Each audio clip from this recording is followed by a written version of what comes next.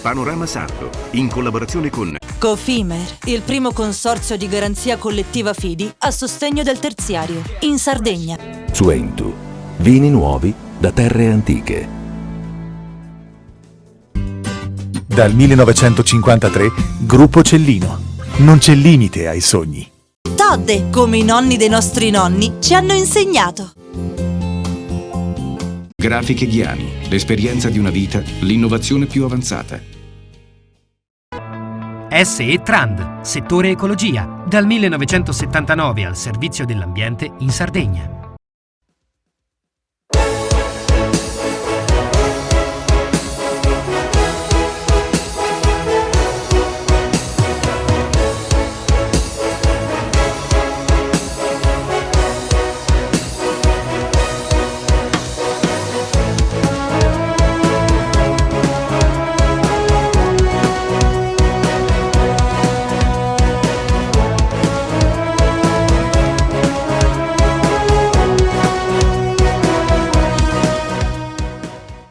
Apriamo questa nuova puntata di Panorama Sardo dove si parlerà molto di vino, di enogastronomia, ma noi partiamo da quanto è accaduto ieri alla Fiera di Cagliari, una manifestazione importante partecipata, organizzata da Coldiretti Sardegna. Siamo con il presidente Battista Qualbu. Come è nata l'idea di questa manifestazione? Sì, l'esigenza di condividere con i soci una piattaforma programmatica da portare con una delegazione al Presidente Solinas, al Presidente Pais, affinché vengano calate le esigenze e accolte le esigenze da parte della politica. Non è possibile che da anni stiamo aspettando dei provvedimenti, penso uno per tutti, la siccità 2017, ferma con pochissime pratiche pagate, i soldi stanziati. Penso all'ultimo provvedimento fatto nel mese di febbraio con dei finanziamenti anche importanti, bloccati perché la burocrazia, come sempre, vanifica quanto si fa. Quindi c'è bisogno di snellezza, di trasparenza e assieme agli avvocati e ai soci, perché poi le cose si fanno assieme alla base sociale, abbiamo deciso di fare una class action e di denunciare il ritardo di questi pagamenti, perché poi le aziende ogni giorno hanno necessità di liquidità per andare avanti, perché i costi di produzione sono lievitati notevolmente, uno per tutti, un problema che abbiamo sia nelle nostre abitazioni, nelle nostre aziende, l'aumento della corrente, l'aumento dei concimi, l'aumento dei fertilizzanti, del gasolio, insomma non si può spendere più di quanto si ricava, per cui c'è necessità in un momento straordinario di provvedimenti straordinari. Eppure, guardando le cifre, il budget complessivo che riguarda il mondo rurale, conteggiando anche gli investimenti del Piano Nazionale di Ripresa e Resilienza, vi dovrebbero vedere tra i più avvantaggiati.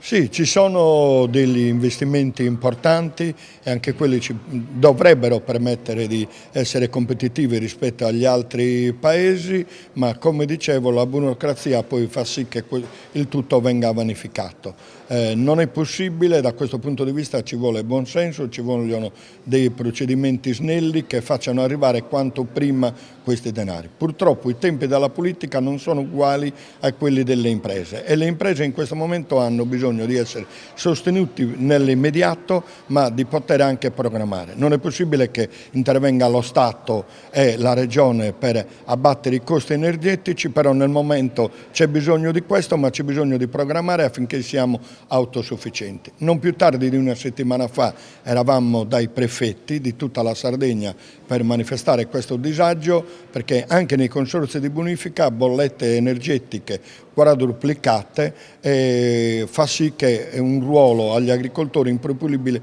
sul costo dell'acqua e senza acqua non si può essere competitivi, ma soprattutto vogliamo escludere una guerra tra poveri con un'agricoltura di serie B come quella della cerealicoltura, dell'ortofrutta, dell'apicoltura. Ricordo che questi vanno a costituire del 1,5 miliardi di PIL, quasi 1 miliardo, quindi non è un settore trascurabile che deve essere trattato perlomeno al pari degli altri settori agricoli.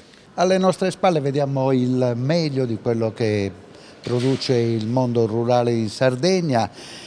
Una difficoltà, quella che sottolineava nella intervista precedente il presidente Coalbu, oppure c'era entusiasmo, c'era un PIL che era cresciuto dopo la pandemia?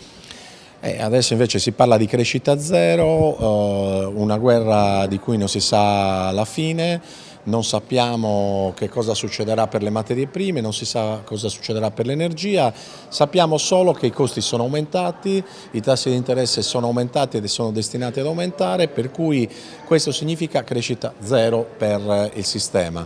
Le nostre aziende non vogliono arrivare in questo meccanismo non preparate, quindi chiediamo interventi immediati, chiediamo soprattutto che quelle che sono le risorse a disposizione vengano messe a disposizione da tanti anni, vengano liberate dalla burocrazia, da questa schiavitù.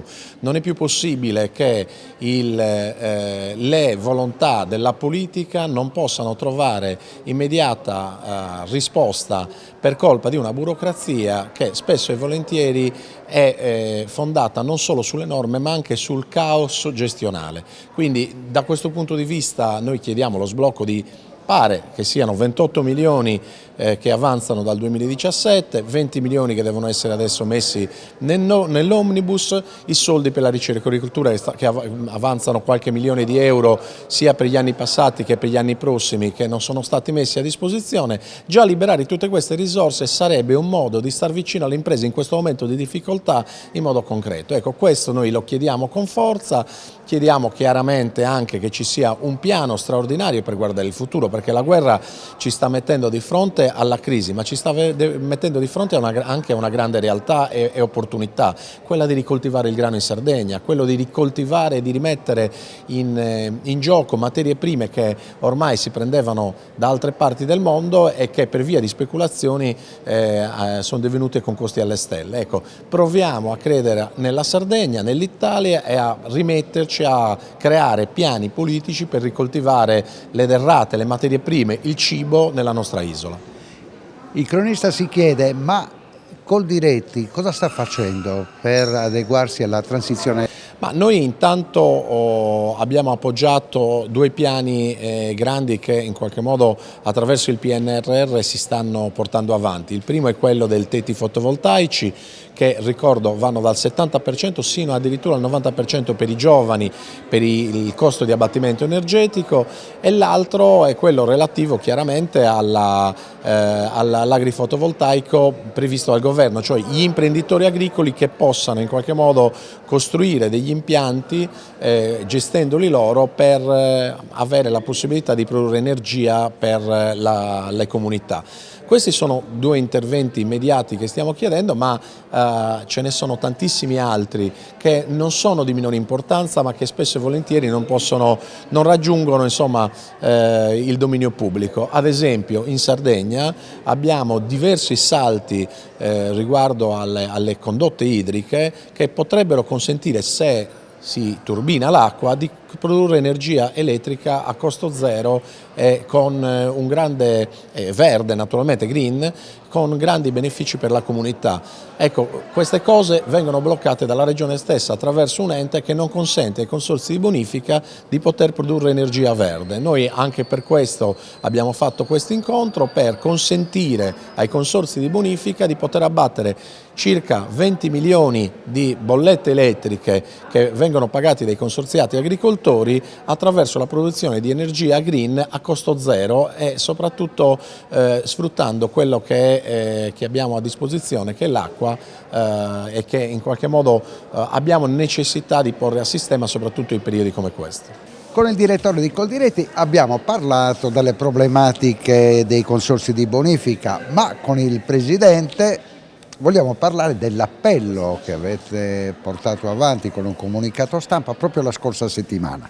Sì, noi intanto abbiamo fatto una conferenza stampa come ANBI dove abbiamo chiesto che si intervenisse il prima possibile nel ristorare i costi energetici che i consorzi stanno subendo.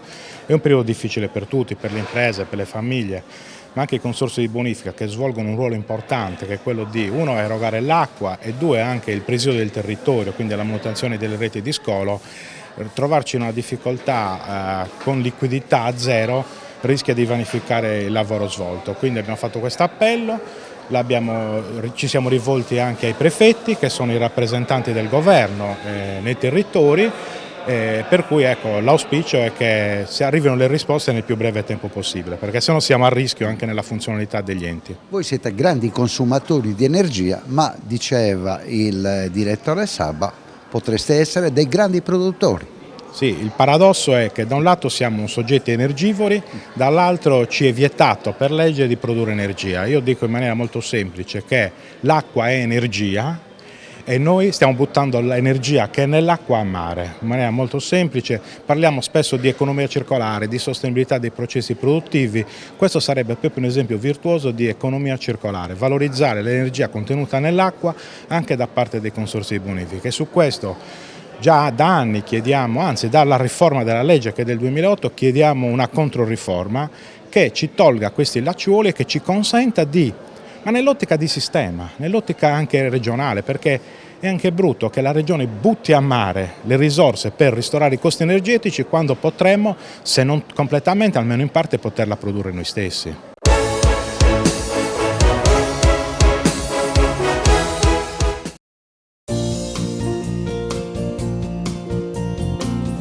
Genuinità, qualità e tradizione sono gli ingredienti della ricetta che da oltre 40 anni certifica la unicità delle produzioni di una pasticceria artigiana che oggi è leader del settore nell'isola. Todde, come i nonni dei nostri nonni ci hanno insegnato.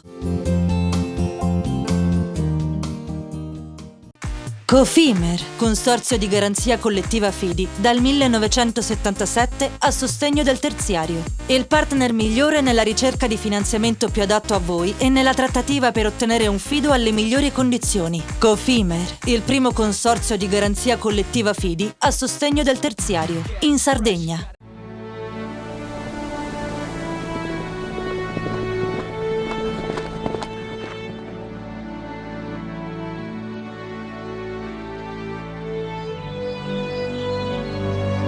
Nel cuore della Sardegna esiste un luogo dove natura e bellezza si incontrano. È qui che nascono i vini della cantina Suentu. Suentu, vini nuovi da terre antiche. Fai impresa, la fai bene, meriti credito. Le garanzie diventano importanti. Il fondo di garanzia agevola il tuo accesso al credito. Se una banca ti presta denaro, hai garanzia a prima richiesta. Se ottieni 100, la garanzia copre fino a 80. La maggior parte delle garanzie è gratis. Il dettaglio sul sito spheres.it. Tutto inizia da un amore. Le farine, i mangimi, la pasta, le fette biscottate, la distribuzione e l'ospitalità. Dal 1953, Gruppo Cellino. Non c'è limite ai sogni. Siamo la più grande industria tipografica della Sardegna. Dall'81 stampiamo tutte le tirature, su tutti i supporti e con le tecnologie più avanzate del settore, garantendoti elevatissima qualità e la più totale dedizione e cura. Grafiche Ghiani, l'esperienza di una vita, l'innovazione più avanzata. Setrand, settore ecologia. Forti delle nostre competenze e dei nostri mezzi, realizziamo bonifiche di siti inquinati anche da amianto. La Setrand, azienda leader nel settore ambientale in Sardegna, si rivolge alle pubbliche amministrazioni e alle imprese dell'isola. Dal 1979 al servizio dell'ambiente in Sardegna.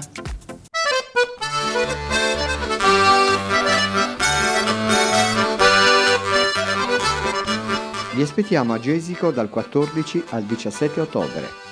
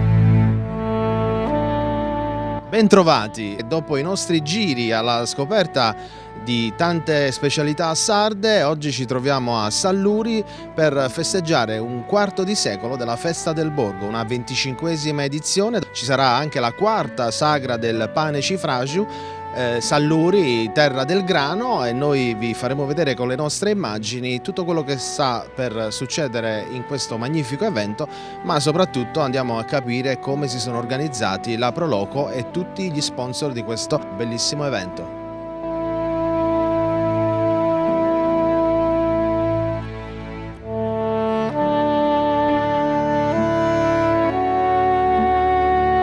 Allora, mentre la piazza di Salluri si sta animando con il pubblico, noi incontriamo l'assessora Pilloni. Assessora, quanto è bello ritrovarsi tutti in piazza? È davvero una cosa magnifica, a parte che è molto emozionante. Io ho ricordi da bambina, per cui ripercorrere le strade del mio paese significa veramente memoria storica.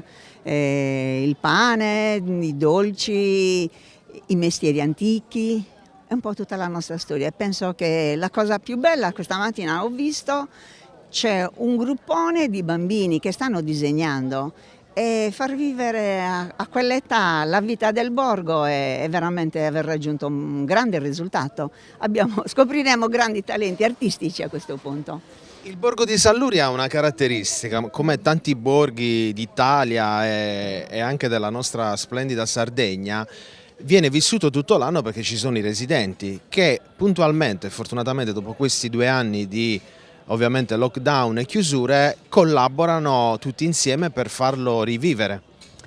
Avevamo davvero bisogno di tornare alla vita normale e diciamo un po' in punta di piedi, perché è chiaro che ripartire dopo 2 anni di pandemia non era facile, però con qualche titubanza invece abbiamo visto tutti i portoni aperti, ognuno che sta mettendo a disposizione, perché un conto è conservare arnesi, attrezzi per se stessi, altro è aprire i propri portoni perché altri vedano, ed è una cosa molto bella. E allora, Assessora, prima di continuare il nostro percorso in questa magnifica giornata, le chiedo, Salluri non è soltanto il castello, il borgo, ma c'è davvero tanto, il grano, la cultura di una tradizione che voi tenete davvero stretta. Sì, ieri ad esempio è stata una cosa un po' nuova, perché comunque ci stiamo accorgendo che c'è bisogno di riportare i piccoli con noi. Abbiamo fatto dei laboratori, non hai idea della gioia nel impastare, nel fare ciambelline, quindi infatti a breve avremo 2 forni che saranno a disposizione della cittadinanza e porteremo alle scuole, perché cultura è ricominciare da lì. Ma cosa bisogna fare per potersi riconquistare anche quel lato economico, quell'indotto che un po' è andato perso? Ma, credo che la strada sia quella giusta, anche riprendere i lavori artigianali, riprendere la lavorazione del pane fatto in casa, che è altra cosa, riprendere la lavorazione dei dolci. Infatti noi faremo sicuramente molti laboratori perché i giovani imparino quella che era l'arte dei nostri nonni. E quale occasione migliore per farci raccontare la vera ricetta del cifragiu? Paolo? Beh sì, qui da noi trovate il cifragiu di Salluri originale, fatto seguendo una filiera certificata dal comune di Salluri. A Salluri è stato creato un marchio che dà il riconoscimento al cifragiu di Salluri e dà anche tutte le disposizioni per come poterlo fare. Questo che vedete qui da noi è un pane fatto innanzitutto da un grano coltivato a Salluri, macinato con una deroga in un mulino antico del 1910 a Mogoro, viene panificato utilizzando esclusivamente semola e lievito madre. Almeno 12 ore di lievitazione occorrono per ottenere un pane ben lievitato, leggero, e poi il nostro pane, la figura del nostro pane è che deve essere grande. Il cifragiu di Salluri ha la storia per essere un pane grande, è un pane veramente storico, perché ci sono reperti che ci dicono che quando arrivò per esempio il re nel 1940 alla regina venne offerto non dei fiori ma un cifragiu. proprio per certificare quanto fosse importante l'utilizzo del cifraggio a San Luri. Quanto è impegnativo, soprattutto in questi anni, che il grano fa parte purtroppo delle cronache anche degli ultimi mesi, ma quanto è impegnativo tenere la cultura e soprattutto la produzione di questo prodotto, che è un prodotto principe della nostra Sardegna? Eh sì, è veramente, diciamo che noi per esempio che adesso stiamo utilizzando questa filiera della coltivazione del grano sardo proprio per rimanere sul mercato e riuscire a continuare a coltivare il grano, perché purtroppo con i prezzi che è arrivato a toccare eravamo veramente fuori da ogni possibilità di coltivazione. Utilizzando questa filiera siamo riusciti a trasformare il nostro grano, quindi il nostro grano viene trasformato in un mulino antico, a dargli valore perché lo facciamo panificare seguendo la filiera e quindi dando valore aggiunto al prodotto finale riusciamo ad avere un tornaconto che possa far sì che l'azienda riesca a stare sul mercato, altrimenti dovremmo chiudere. E allora, nel ringraziare Paolo Floris che ci dà anche questo input sulla nostra economia, l'invito di Panorama Sardo è comprare come sempre prodotti sardi. Continuate a restare con noi, la linea alla regia, e torniamo fra poco da San Luri.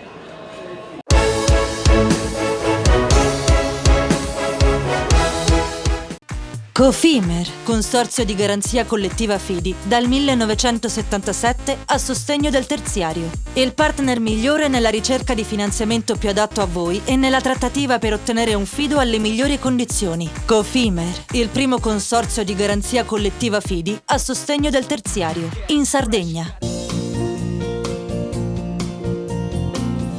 Genuinità, qualità e tradizione sono gli ingredienti della ricetta che da oltre 40 anni certifica la unicità delle produzioni di una pasticceria artigiana che oggi è leader del settore nell'isola. Todde, come i nonni dei nostri nonni ci hanno insegnato.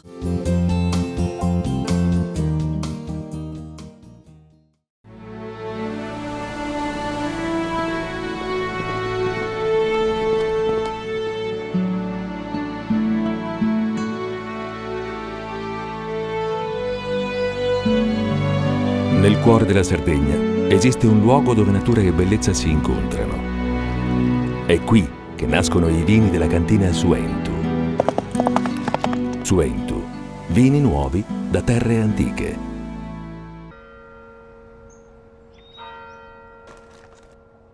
E tu? Filiere guinisesi. È nata la pasta Ercole.0, l'unica di filiera sarda al 100%, certificata dal grano alla tavola. Scopri il nuovo gusto Cellino nel tuo supermercato di fiducia.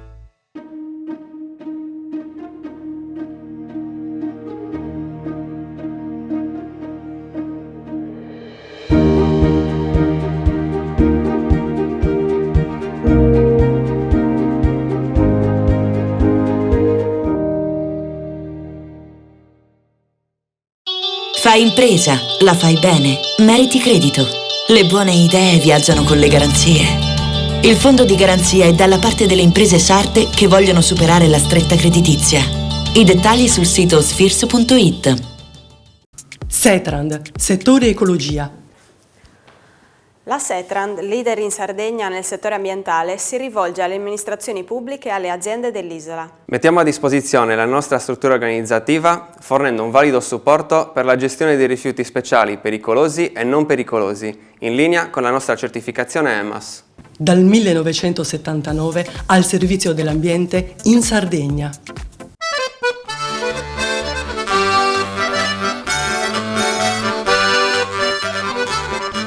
Vi aspettiamo a Gesico dal 14 al 17 ottobre.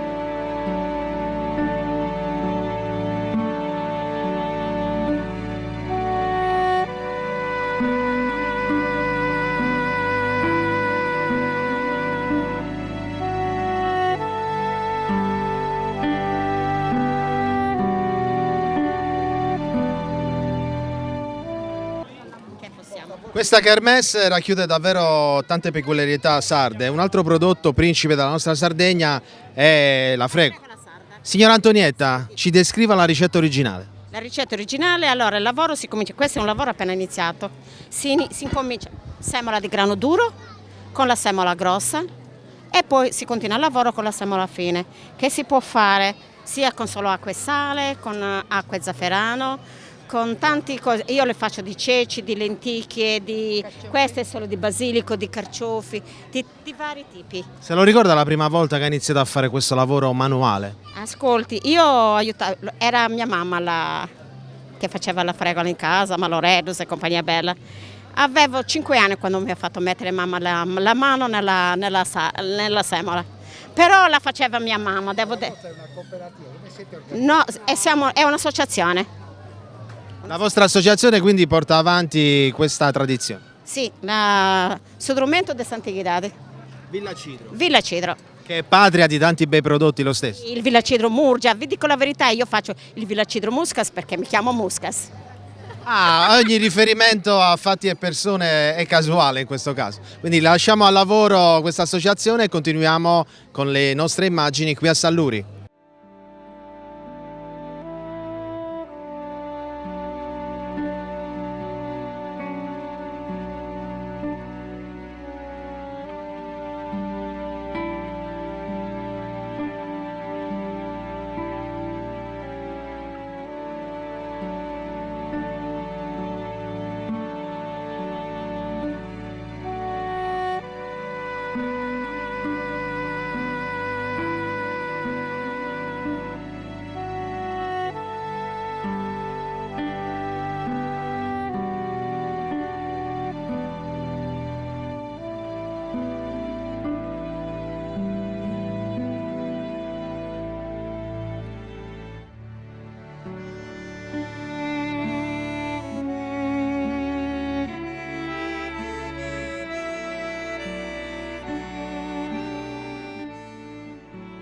E durante il percorso della 25esima festa del borgo qui a Salluri incontriamo il sindaco Alberto Urpi.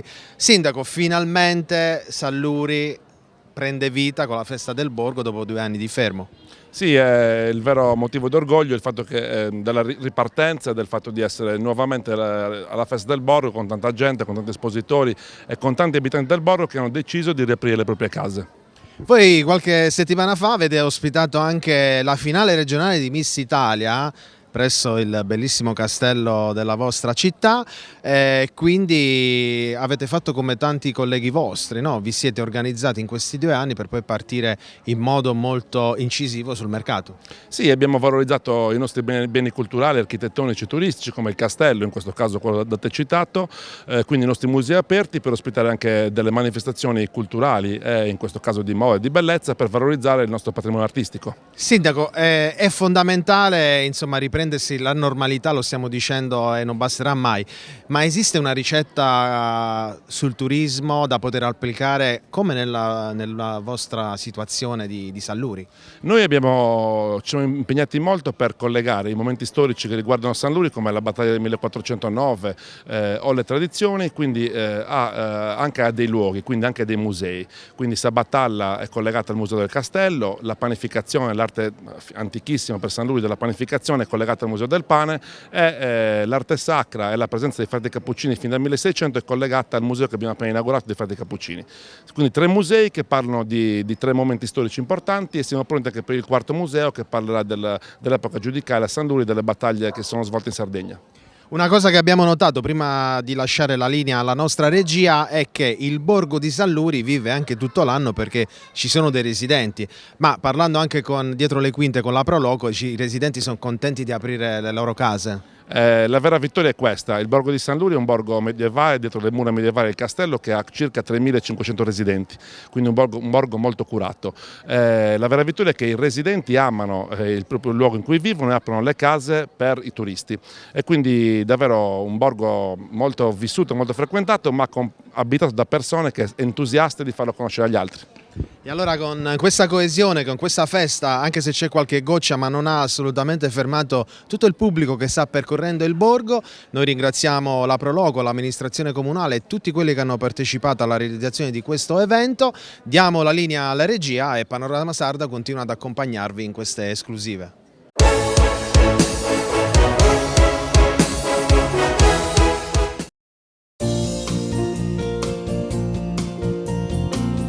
Genuinità, qualità e tradizione sono gli ingredienti della ricetta che da oltre 40 anni certifica la unicità delle produzioni di una pasticceria artigiana che oggi è leader del settore nell'isola. Todde, come i nonni dei nostri nonni ci hanno insegnato.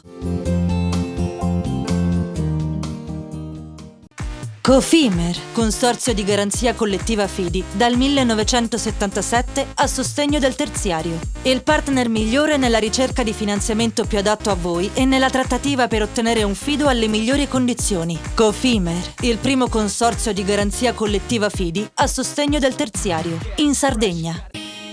Siamo la più grande industria tipografica della Sardegna. Dall'81 stampiamo tutte le tirature, su tutti i supporti e con le tecnologie più avanzate del settore, garantendoti elevatissima qualità e la più totale dedizione e cura. Grafiche Ghiani, l'esperienza di una vita, l'innovazione più avanzata. Tutto inizia da un amore. Le farine, i mangimi, la pasta, le fette biscottate, la distribuzione e l'ospitalità. Dal 1953, Gruppo Cellino. Non c'è limite ai sogni. Fai impresa, la fai bene, meriti credito. Non c'è solo il credito bancario. Con i mini bond e le cambiali finanziarie coperti dal fondo di garanzia, i tuoi progetti trovano nuovi investitori che credono in te. Contatta Spheres.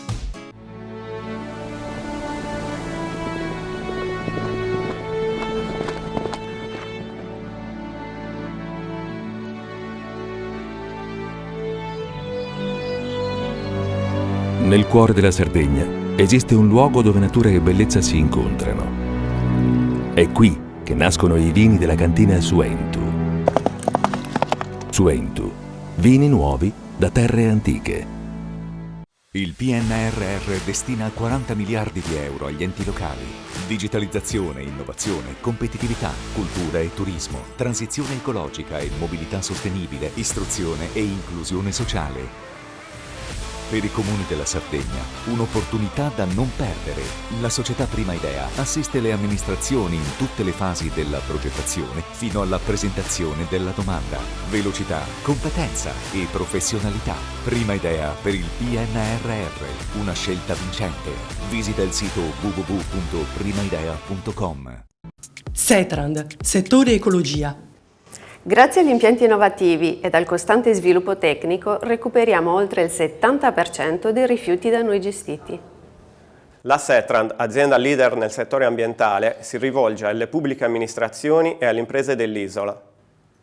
Dal 1979 al servizio dell'ambiente in Sardegna.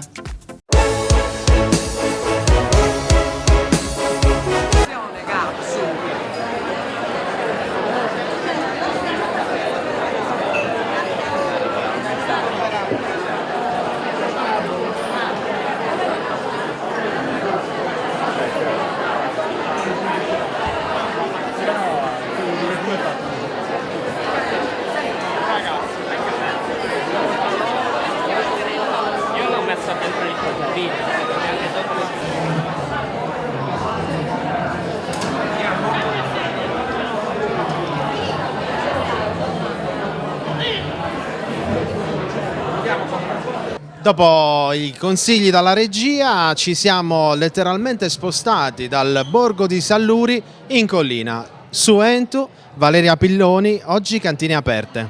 Oggi sì, una giornata di cantine aperte in vendemmia. Celebriamo quindi la chiusura della raccolta con questa bella giornata in cui accogliamo i visitatori, i nostri amici, i nostri appassionati, insomma wine lover. In questa giornata dalla mattina al pomeriggio in cui facciamo le degustazioni, collaboriamo insieme ai pizzaioli per offrire appunto la pizza come abbinamento, un abbinamento in cui noi crediamo molto e si cerca di portare avanti, quindi l'abbinamento pizza e vino.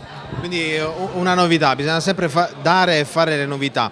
Cantine Aperte in realtà rappresenta un indotto anche economico, i risultati però si vedono sempre dopo, ovviamente ogni evento. Voi avete cercato di dare una continuità dopo il Vinitaly? Assolutamente, la continuità nostra è una programmazione annuale che va durante tutto l'anno, che prosegue con le cantine aperte, con altre attività collaterali in cantina. È per noi importante anche perché crediamo fortemente nel legame anche che si crea tra noi produttori e anche i nostri visitatori.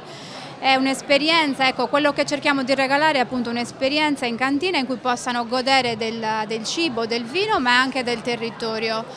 La giornata di cantine aperte in vendemmia è tradizione per noi farla in concomitanza appunto della festa del Borgo a San Luri, che è un'altra importante manifestazione che insomma ha preso piede in questi anni e quindi c'è davvero un bell'indotto anche per San Luri.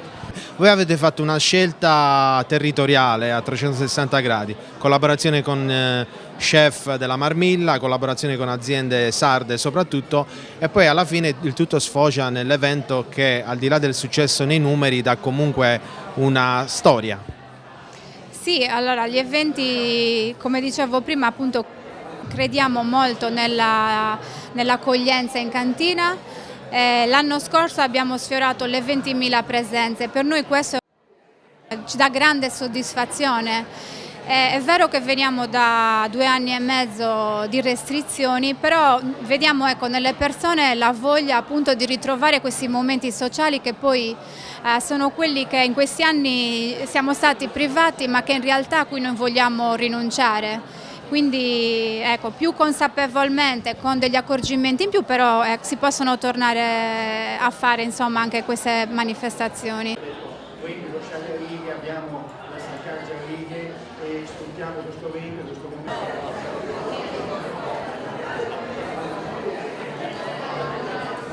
Ed eccoci alla sorpresa, in occasione di Cantine Aperte c'è stata anche la presentazione di un volume di fotografie straordinarie di Gianni Rizzotti, Oro Nostro, la mia Sardegna. Gianni Rizzotti è nato a Spilimbergo, sulla destra del tagliamento, e poi mi raccontano che 35 anni fa, in occasione di un viaggio in Sardegna, si è innamorato dell'isola e da quel momento ha deciso di comprare una casa, di risiedere in Sardegna buona parte delle sue giornate nel corso dell'anno.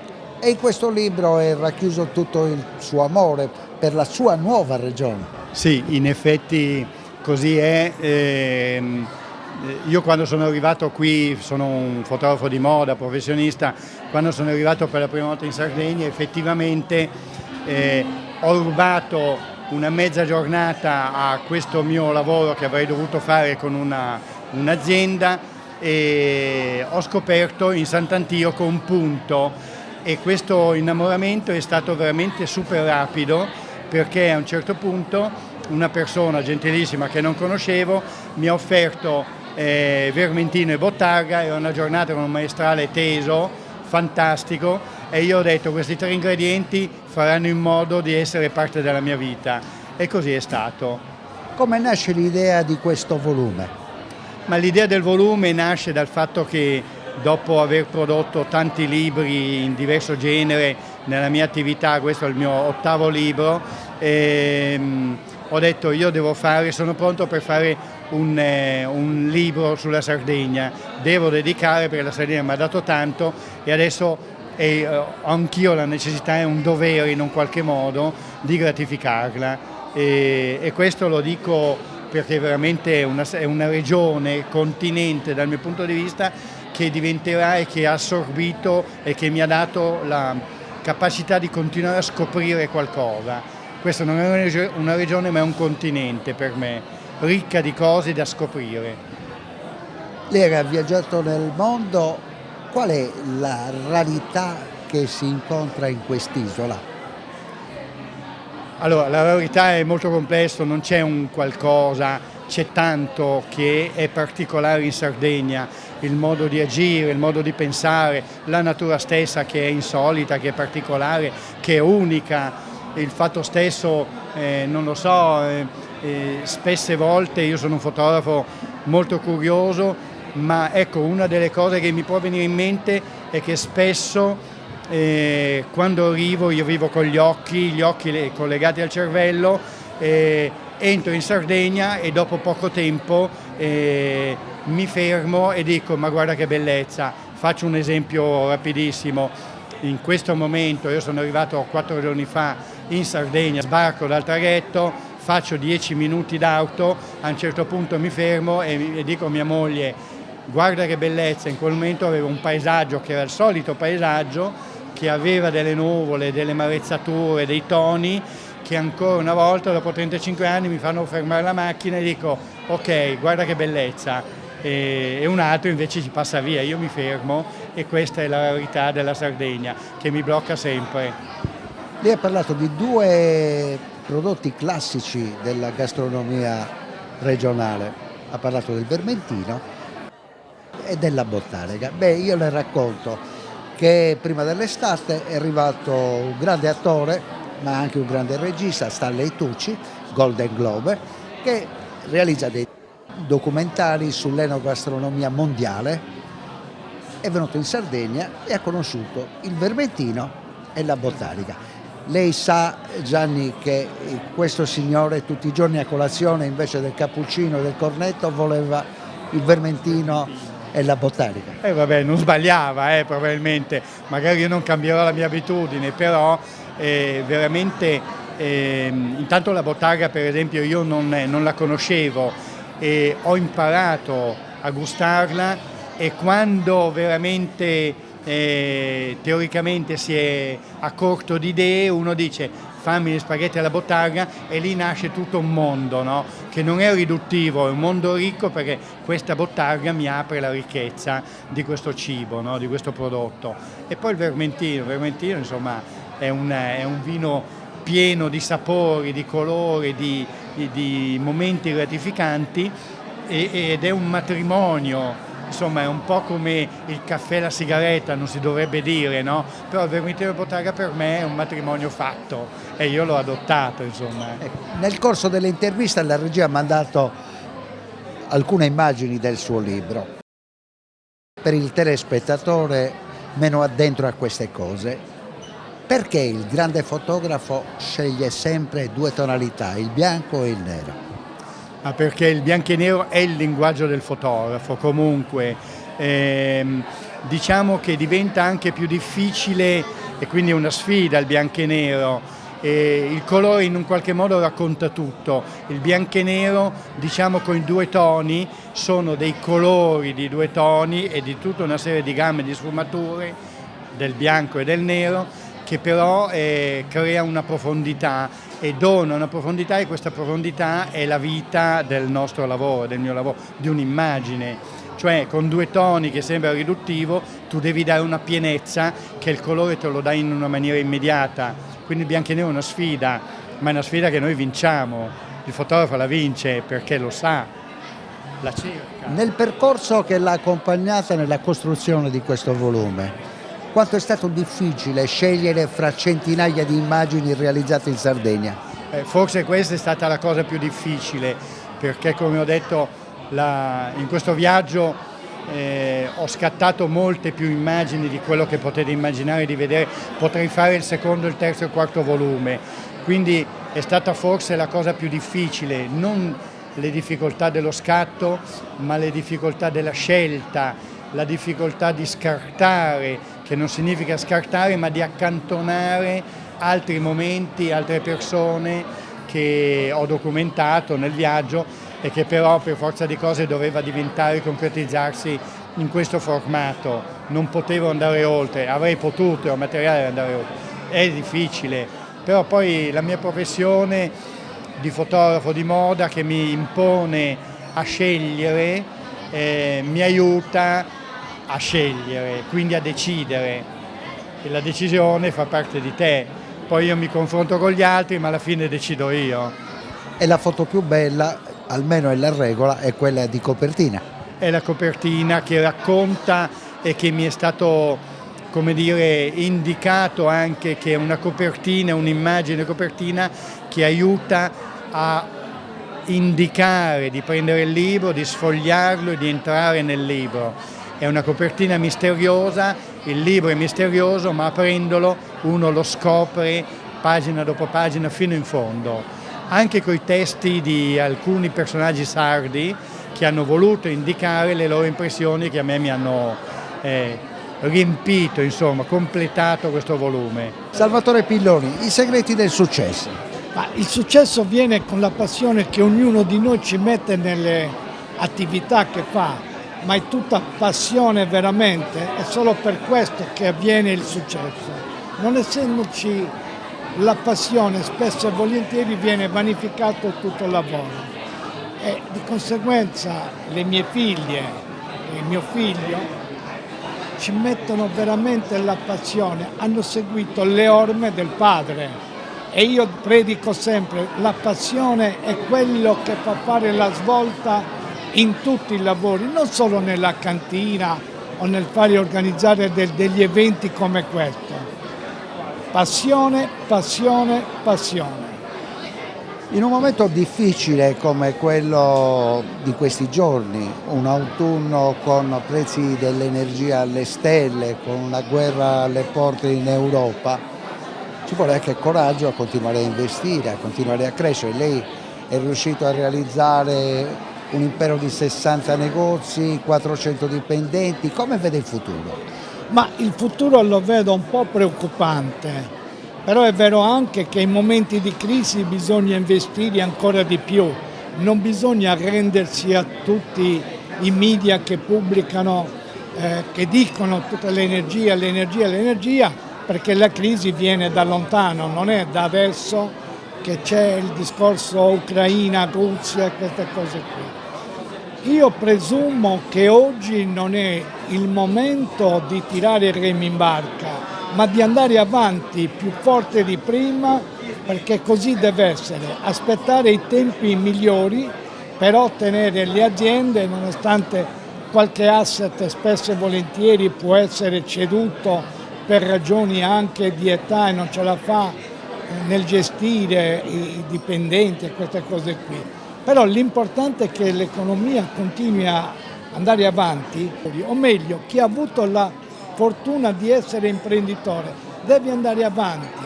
E ripeto sempre, in questa Sardegna martoriata ci vuole qualcuno che vada avanti nel lavoro, nel proprio lavoro e creare occupazione.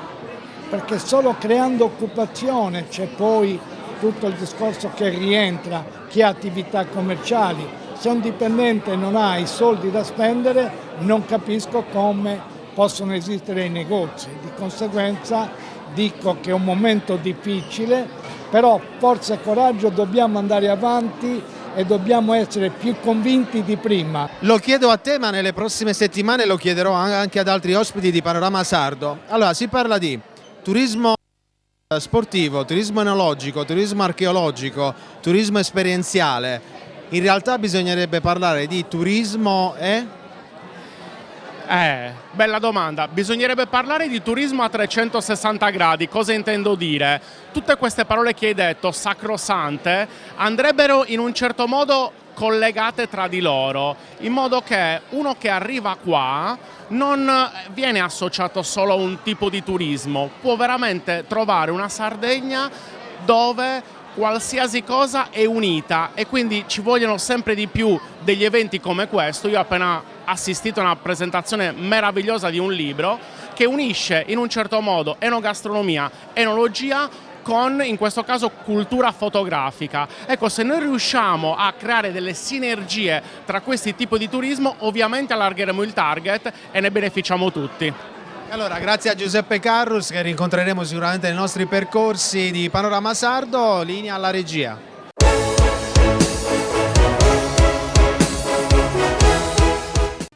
Cofimer, consorzio di garanzia collettiva Fidi, dal 1977 a sostegno del terziario. Il partner migliore nella ricerca di finanziamento più adatto a voi e nella trattativa per ottenere un fido alle migliori condizioni. Cofimer, il primo consorzio di garanzia collettiva Fidi a sostegno del terziario, in Sardegna. Genuinità, qualità e tradizione sono gli ingredienti della ricetta che da oltre 40 anni certifica la unicità delle produzioni di una pasticceria artigiana che oggi è leader del settore nell'isola. Todde, come i nonni dei nostri nonni ci hanno insegnato.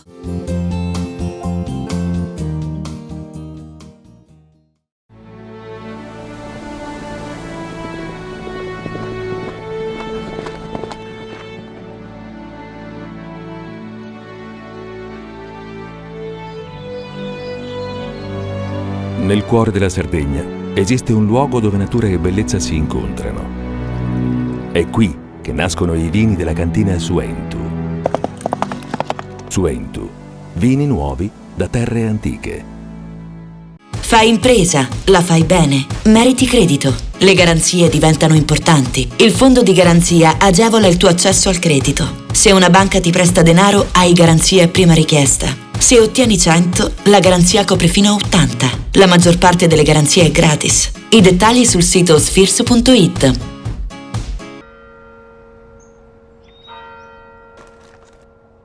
E tu? Filiere guinisesi. È nata la pasta Ercole.0, l'unica di filiera sarda al 100%, certificata dal grano alla tavola. Scopri il nuovo gusto cellino nel tuo supermercato di fiducia.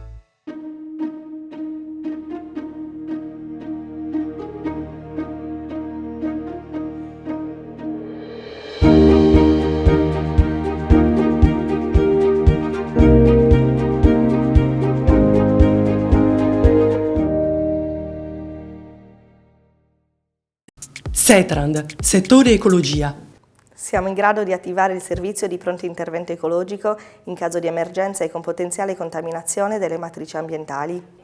La Setrand, azienda leader nel settore ambientale in Sardegna, si rivolge alle pubbliche amministrazioni e alle imprese dell'isola. Dal 1979 al servizio dell'ambiente in Sardegna.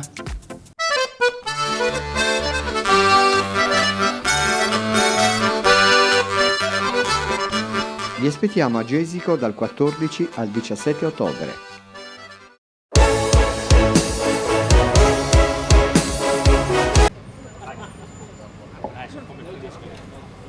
È un evento finalizzato alla promozione e allo sviluppo delle attività enogastronomiche presenti sul territorio regionale. La Fiera Internazionale del Buon Vino e del Buon Cibo ha proposto una serie di momenti rivolti alle aziende enologiche partecipanti e anche un convegno sullo sviluppo dell'enoturismo mediante una forte azione di marketing territoriale in sinergia con altre realtà. Le degustazioni hanno avuto un taglio prettamente tecnico e professionale adattato alle esigenze di ogni tipo di avventore in base alla conoscenza del vino. Durante l'evento, così come nelle precedenti edizioni, un concorso durante il quale una giuria di esperti selezionata degusterà i campioni di vino delle aziende partecipanti. Mario, ti chiedo, c'è il patrocinio di tante entità e soprattutto di tante belle aziende che oggi stanno partecipando, ma soprattutto avete voluto fare una scelta, delle masterclass tecniche ma anche aperte al pubblico. Sì, il patrocinio della Regione Sardegna, del Comune di Cagliari, di Fondazione Sardegna, della Fondazione del Distretto Sardegna Bio, e di Coldiretti Sardegna ovviamente, che ci supporta, come potete vedere, sempre. Sì, le masterclass avranno un taglio a metà strada tra il tecnico chiaramente e per i neofiti. È un modo per far avvicinare le persone alla cultura del vino, tant'è che abbiamo deciso di affidarle alle associazioni di sommelierie che chiaramente sul territorio di Cagliari operano e danno il loro contributo per la diffusione di questo bellissimo mondo. Ne avremo 3 per serata. La prima serata sarà i vini del distretto Sardegna Bio, poi ci saranno quelli del territorio di Mandrolisai e chiuderà la Vernaccia di Oristano con i vini dell'Ecomuseo della Vernaccia. La seconda giornata invece sarà affidata alla Fiscola del Carignano, poi ci sarà il Cannonao con l'associazione Mammoia, sarà a cura dell'ONAV, e chiuderà sempre Nola con i vini del consorzio della Malvasia di Bosa. Angelo, quanto è importante, passami il termine, riprendersi la piazza? È importante, valorizzare una piazza come la Piazza del Carmine per una città di Cagliari è fondamentale. Dobbiamo renderla appunto ai cittadini, ai cagliaritani. Speriamo che questi eventi facciano sì che questa piazza torni ad essere una piazza frequentabile. Dal tuo osservatorio quest'anno il vino sardo, più che un posizionamento, che riscontro ha avuto a livello sardo, nazionale e internazionale? Perché tu sei riuscito ad andare anche fuori dall'Italia. Sei molto fuori dall'Italia. Sono appena rientrato dal Concours Mondial de Bruxelles, che abbiamo fatto la sezione dei vini dolci fortificati ossidativi a Marsala. Sono rientrato proprio un paio di giorni fa e quindi i vini sardi hanno vinto ben 7 medaglie. Quindi siamo tornati anche con un buon paniere. Che dire, i vini sardi hanno conquistato tutti i buoni amanti del vino. Oramai viene riconosciuta la grande qualità del vino sardo e quindi non c'è nessuna difficoltà a parlare di vino sardo in giro per il mondo. Sono stato contattato per un evento molto importante ai Caraibi che forse faremo a metà novembre, dove porterò un po' di Sardegna se riusciamo a sensibilizzare alcune persone anche. Bene, allora da una Sardegna che diventa sempre di più internazionale continuiamo a vedere cosa succede in questi stand. Allora,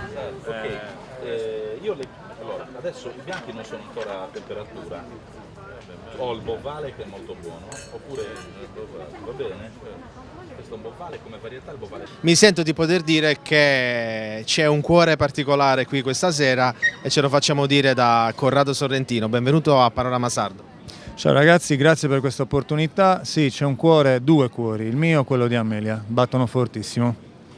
Tu sei reduce da una performance, hai fatto il Giro della Sardegna nuotando. È stata un'esperienza meravigliosa, ancor più perché non solo ci ha dato la possibilità di incontrare molte persone e di unire le persone, c'è stato un risvolto economico come raccolta fondi pazzesco, perché al 28 di agosto eravamo a 51.000 euro, poi la cosa è durata ancora un po' perché tra le dirette Facebook, altre donazioni online,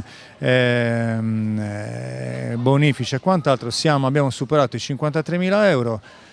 I macchinari che volevamo acquistare sono stati acquistati, sono in attesa di essere consegnati, aspettiamo questo momento con un po', non dico di ansia, però con molta emozione, perché è il progetto di tutti, l'abbiamo messo in pratica con la solidarietà di tutta la Sardegna e non solo, perché tantissime persone, operatori turistici non sardi che hanno collaborato al Giro hanno dato una mano, per cui diciamo che è il progetto di tutti. Felicissimi di partecipare a questo festival perché è un'opportunità che si dà alle aziende bio di promuoversi, di farsi conoscere. È un bio che oggi è sempre più ricercato, sempre più trend, un trend che ci chiede l'Europa, che ci chiede con il Green Deal e col Farm to Fork, è un'opportunità anche per il consumatore poter degustare vini sani, vini a chilometro zero e prodotti realmente sostenibili.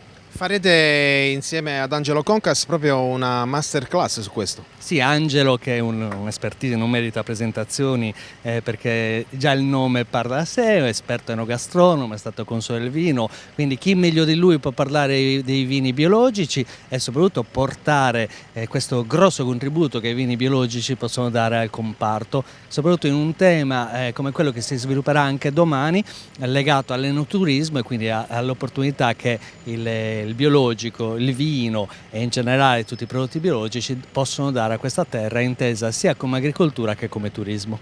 E quale modo migliore di salutarvi con la FIS che sta facendo fare le degustazioni a tutti quelli che sono gli avventori di Piazza del Carmine.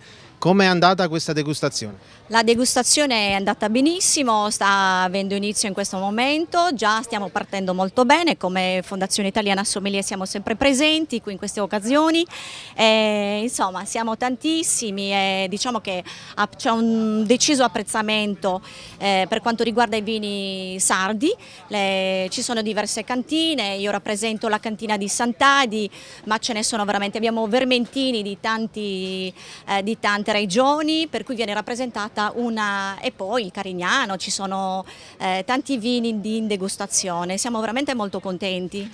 Io approfitto perché chiedo qui al suo collega Sergio quanto è bello tornare in piazza.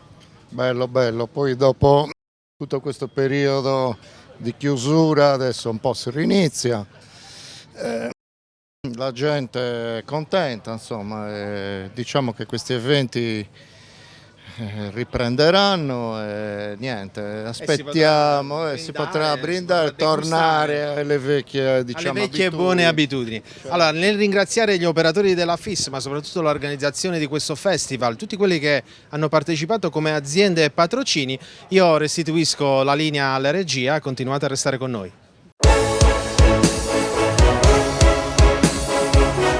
Valerio, buonasera. All'ICS si parla di sport e cultura, si parla di vicinanza anche a quelle che sono le esigenze di un mondo che ovviamente cambia.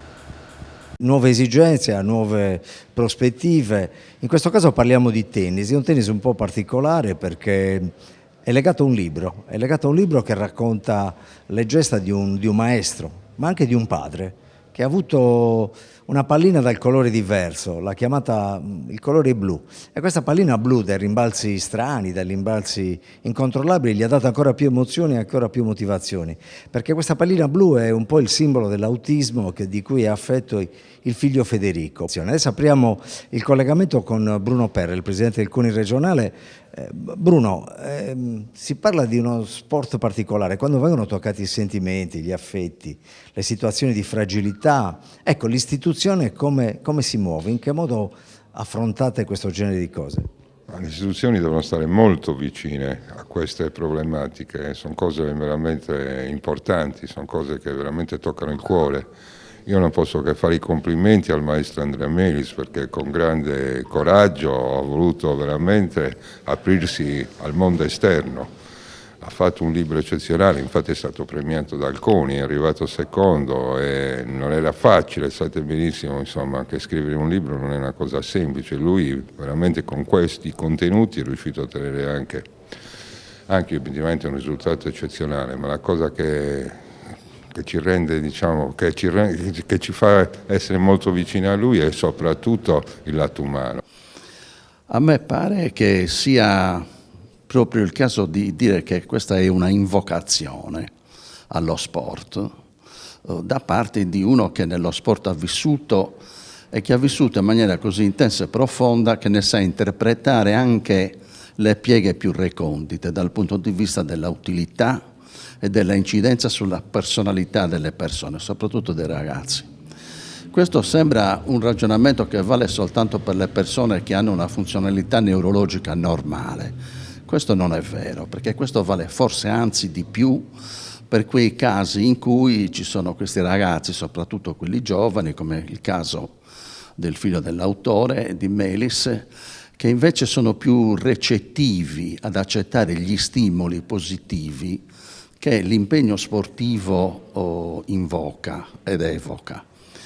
In particolare il tennis, quando è giocato soprattutto in maniera singolare, ma anche in maniera doppia, crea una relazione forte con il mondo circostante che riesce a superare le problematiche connesse alla mancanza dei cosiddetti neuroni a specchio, che porta a creare un meccanismo di compensazione che aiuta il ragazzo stesso spontaneamente a ricostruire un ambiente nuovo come quello che vede e che i suoi neuroni a specchio carenti e mancanti invece non riescono a fare. Andrea Lovina, presidente di ICS Cagliari, con un'associazione sempre molto attenta a quelli che sono le gioie, le bellezze, i momenti di felicità dello sport, ma anche le pieghe che possono essere più complicate, più dure da affrontare. Il libro di Bubu Melis racconta una vicenda personale, racconta anche 25 anni di tennis da maestro, da allenatore, da attento psicologo di squadre di Serie A. Sicuramente non si può che essere soddisfatti, ma qual è in questo momento il tipo di sensazione che ha il presidente dell'ICS? Ma è una sensazione semplicissima, di essere inadatti in ogni cosa che facciamo. Noi proviamo a portare avanti la missione di agevolare lo sport dilettantistico, poi ci andiamo a confrontare con la realtà e la realtà è quella che ci pone Bubu con questo fantastico libro che ci porta a fare proprio un ragionamento di massimi sistemi dove andiamo a rivalutare tutto ciò che vediamo e tutto ciò che facciamo. Andrea Bubu Melis, Bubu per quelli che hanno seguito i tuoi, io li ho battezzati in 25, forse sono quasi 30 anni nel mondo del tennis, insomma i ragazzini piccoli fino ai vertici della Serie A femminile, da capitano non giocatore, allenatore, talvolta psicologo dei più grandi giocatori che siano passati al Tennis Club Cagliari. Partiamo da qui, Andrea, proviamo in un minuto a raccontarti, guardandoti allo specchio, cosa è accaduto, cosa sei diventato, cosa ti ha aiutato a essere. Ma allora sono più di 30 anni perché praticamente ne ho 54 e sono nato lì perché papà praticamente gestiva il bar e i campi del Tennis Club Cagliari, quindi c'è anche tutta la parte, come scrivo nel libro, da bambino sognatore tennista, e poi sono passato dall'altra parte della rete a fare appunto il maestro. Il Tennis Cagliari per me rimane la mia seconda casa, ancora oggi che non ci sono. Devo ringraziare il Tennis Cagliari per avermi dato la possibilità di terminare il libro, perché mi hanno dato il là quando sono andato via di chiudere gli ultimi capitoli, perché era da quando ho scoperto l'autismo di Federico che stavo scrivendo, nato come diario di bordo, consigliato dai terapisti comportamentali di scrivere i comportamenti di Federico. Nel scrivere e raccontare Federico trovavo degli aneddoti, delle similitudini al mondo del tennis, perché il tennis ha bisogno di routine, di ancore, e l'unica cosa è che l'autistico non è consapevole, quindi mi è piaciuto tantissimo questo incrocio tra il mondo tennistico e quello autistico. Il tennis, per tornare al discorso di tutti i campionati, te l'ho detto, quello che sono oggi lo devo moltissimo anche al Tennis Cagliari.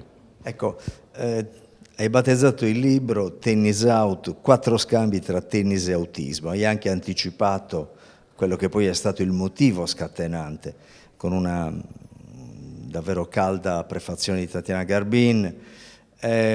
Andrea, a un certo punto la pallina dice diventa azzurra. Questa pallina azzurra non è liftata, non è cioppata, insomma è una pallina strana, diversa. Sì, alla fine mio figlio praticamente mi ha arricchito come uomo e come professionista. Inizialmente non l'ho presa bene, non posso essere, diciamo, non posso dire bugie, era un qualcosa che ci è voluto tanto tempo per mentalizzare questo problema, però nella professione di insegnante che lanciava palline gialle, mio figlio mi ha fatto scoprire diciamo, un'osservazione meticolosa su dei particolari, sugli allievi da bambini e anche dei giocatori che prima non guardavo, quindi entravo molto anche nella parte diciamo mentale. Ecco, quando è che hai scoperto questa pallina blu, questa pallina azzurra diversa dalle altre? Beh, il 5 marzo 2012, mio figlio aveva appena compiuto 1 anno, praticamente è stato male un paio di giorni, ha perso il contatto oculare e lì ci siamo un attimino diciamo, sorpresi. Dopo diverse diciamo, consulti medici è stato riscontrato che aveva un disturbo pervasivo dello sviluppo.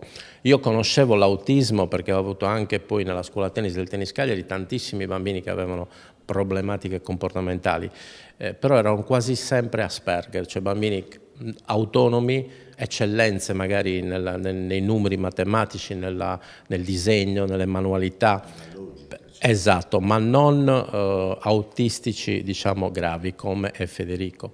E niente, all'inizio poi abbiamo iniziato a combattere con le terapie, perché una delle cose purtroppo che, infatti il libro secondo me, non dico che sia un libro denuncia, però è cercare di rendere consapevole anche un attimino più l'opinione pubblica e i contesti dove viviamo, perché c'è troppo poco di supporto a livello proprio di terapie comportamentali e la preoccupazione maggiore è il dopo di noi. E il riscontro che ho avuto fuori dalla Sardegna, e ti devo dire anche all'estero, perché il libro è scaricabile in ebook anche da Barnes, che è il più grosso gruppo editoriale al mondo, mi fa solo, diciamo, sono fiero e sono convinto che si è fatto un errore col sottoscritto. Vabbè, ci sarà sempre tempo di rimediare. Intanto possiamo dare notizia che noi giornalisti sportivi, Lussi Nazionale con il CONI, e ti ha dato un riconoscimento particolare. Qual è? Possiamo annunciarlo? Sì, la settimana scorsa sono stato chiamato appunto dalla segreteria del CONI, che il libro Tennis Out verrà premiato a dicembre col secondo premio nella saggistica, che comunque è un premio per me bellissimo, perché il libro è in finale in diversi concorsi nazionali e internazionali. La prossima settimana vado a Montargentero, che c'è il premio Caravaggio, sono in finale, non so se vinco, però tra tutti prendere un premio a livello, diciamo, sportivo col CONI, che diciamo è con Lussi, che poi quando ho visto la commissione ho detto per me è stato veramente, perché poi è composta da tutti i giornalisti professionisti, è stato veramente meraviglioso.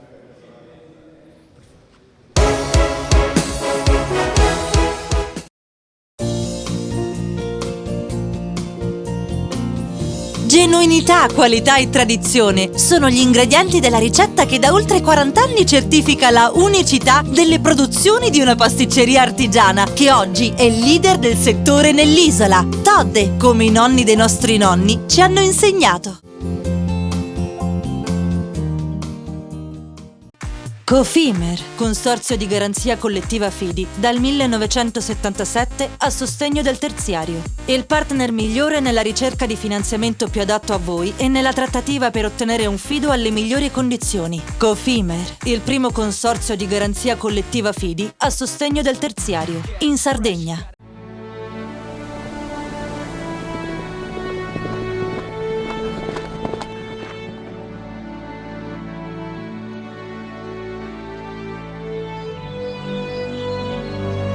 Nel cuore della Sardegna esiste un luogo dove natura e bellezza si incontrano. È qui che nascono i vini della cantina Suentu. Suentu, vini nuovi da terre antiche. Fai impresa, la fai bene, meriti credito. Le garanzie diventano importanti. Il fondo di garanzia agevola il tuo accesso al credito. Se una banca ti presta denaro, hai garanzia a prima richiesta. Se ottieni 100, la garanzia copre fino a 80. La maggior parte delle garanzie è gratis. Il dettaglio sul sito spheres.it. Tutto inizia da un amore. Le farine, i mangimi, la pasta, le fette biscottate, la distribuzione e l'ospitalità. Dal 1953, Gruppo Cellino. Non c'è limite ai sogni. Siamo la più grande industria tipografica della Sardegna. Dall'81 stampiamo tutte le tirature, su tutti i supporti e con le tecnologie più avanzate del settore, garantendoti elevatissima qualità e la più totale dedizione e cura. Grafiche Ghiani, l'esperienza di una vita, l'innovazione più avanzata. Setrand, settore ecologia. Forti delle nostre competenze e dei nostri mezzi, realizziamo bonifiche di siti inquinati anche da amianto. La Setrand, azienda leader nel settore ambientale in Sardegna, si rivolge alle pubbliche amministrazioni e alle imprese dell'isola. Dal 1979 al servizio dell'ambiente in Sardegna.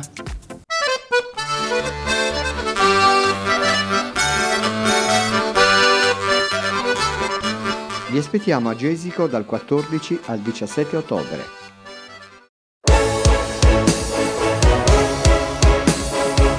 E siamo in chiusura di Panorama Sardo anche questa settimana. Il nostro ospite è il dottor Pierfranco Trincas, che un anno fa avevamo trattato come un caso difficile, perché lui era stato promosso alla guida del Barcola di Trieste, che è uno dei centri di salute mentale più importanti in assoluto a livello nazionale, anche perché a Barcola è stato un protagonista che ha cambiato completamente il modo di trattare questo problema. In quel momento storico il dottor Trincas è stato accolto in maniera problematica sia dai parenti degli assistiti, dei pazienti, che addirittura avevano scritto una lettera dove chiedevano che non accettasse l'incarico. Oggi dobbiamo dire negli ultimi giorni si sono verificati nuovi avvenimenti perché il dottor Trincas è il nuovo capo di Dipartimento di Trieste e quindi si può dire che ha vinto la sua battaglia? Sì, innanzitutto vi ringrazio per l'aiuto che mi avete dato, soprattutto all'Ordine dei Medici di Cagliari, nella persona di Giuseppe Chessa, che purtroppo ci ha lasciato troppo prematuramente e che mi ha veramente supportato. Poi ho avuto l'aiuto della Società Italiana di Psichiatria, che è stato un altro aiuto, perché io non ho tessere politiche, sono solo membro, socio della Società Italiana di Psichiatria, che mi ha difeso enormemente con il dottor Zanalda, professor Di Gianantonio, eccetera, eccetera.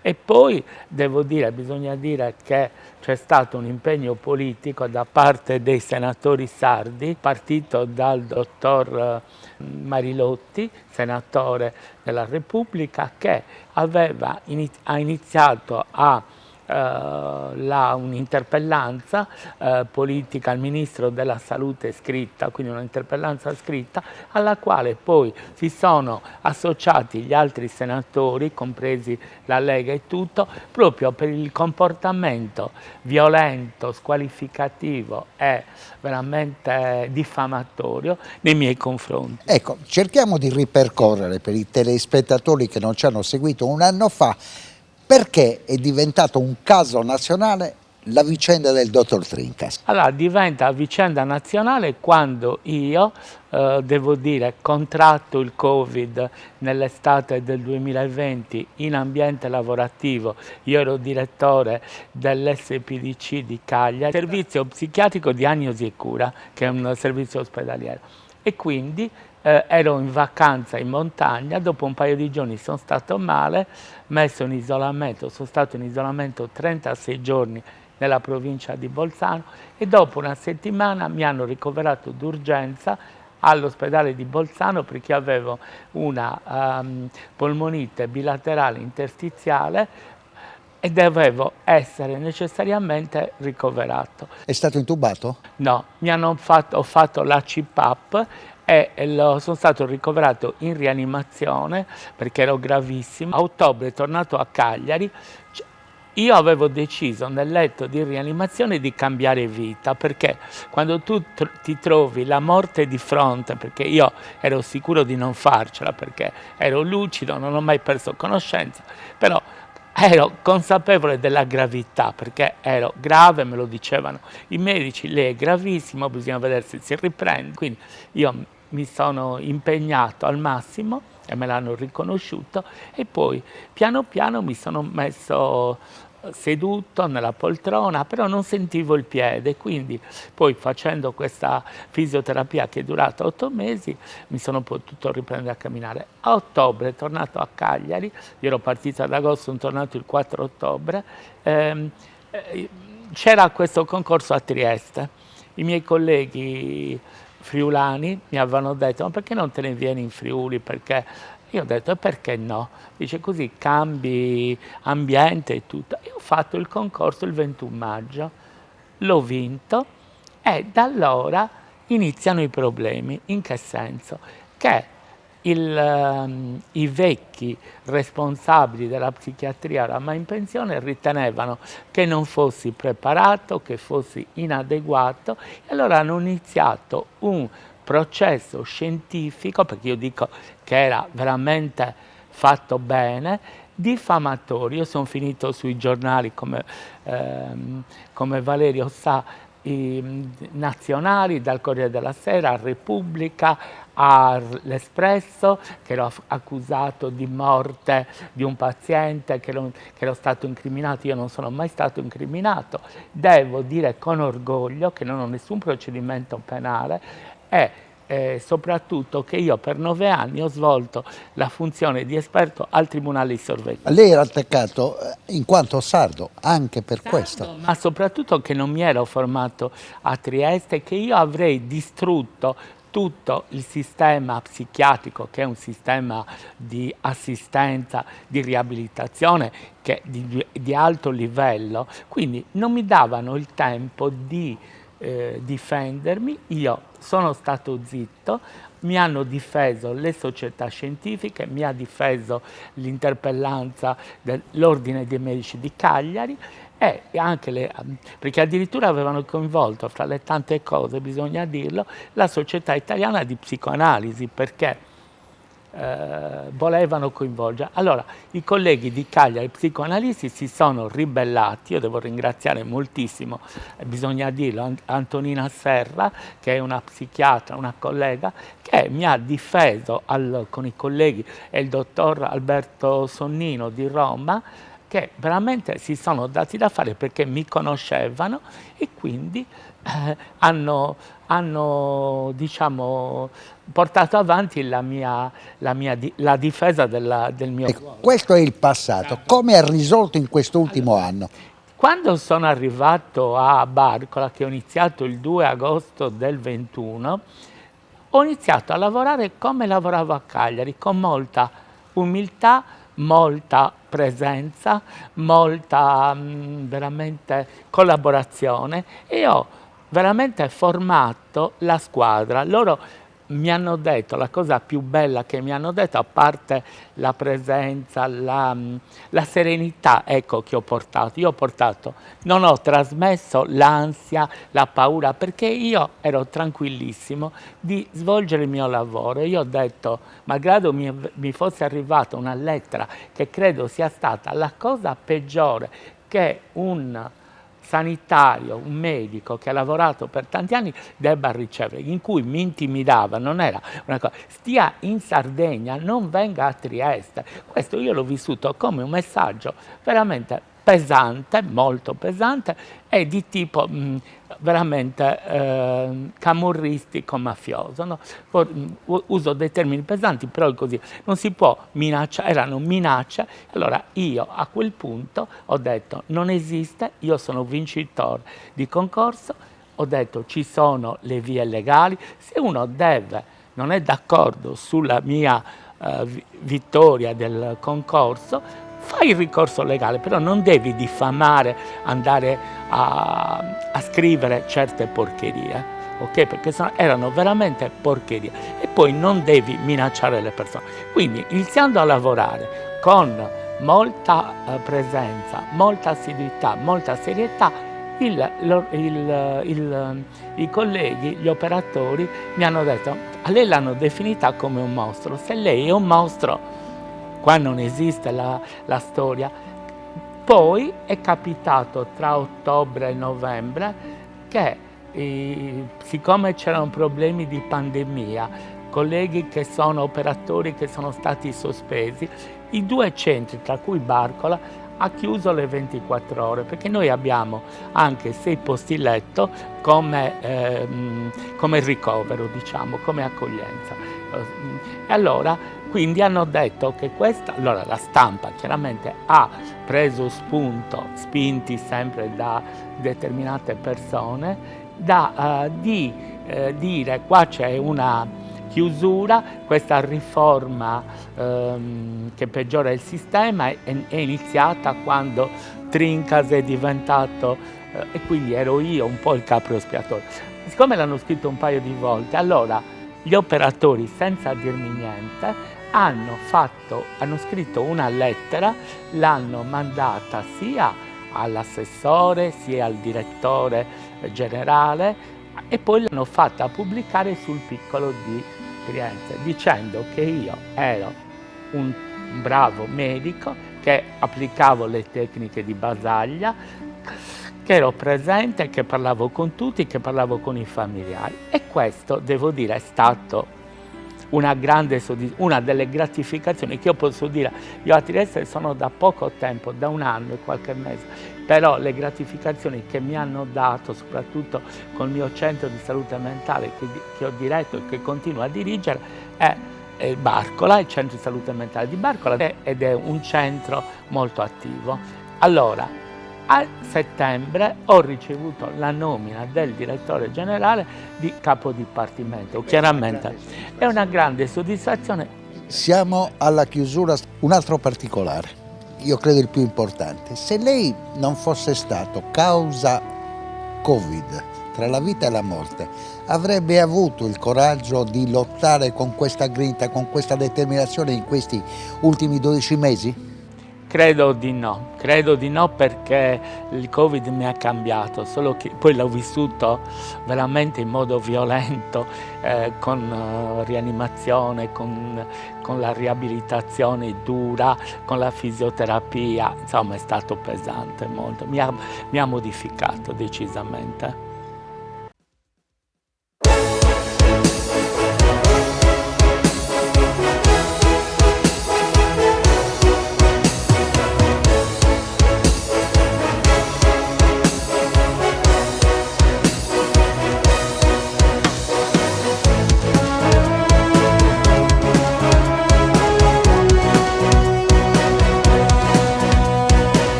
Cofimer, il primo consorzio di garanzia collettiva fidi a sostegno del terziario, in Sardegna. Suentu, vini nuovi da terre antiche. Dal 1953, Gruppo Cellino. Non c'è limite ai sogni. Todde, come i nonni dei nostri nonni ci hanno insegnato. Grafiche Ghiani, l'esperienza di una vita, l'innovazione più avanzata. SE Trand, settore ecologia, dal 1979 al servizio dell'ambiente in Sardegna.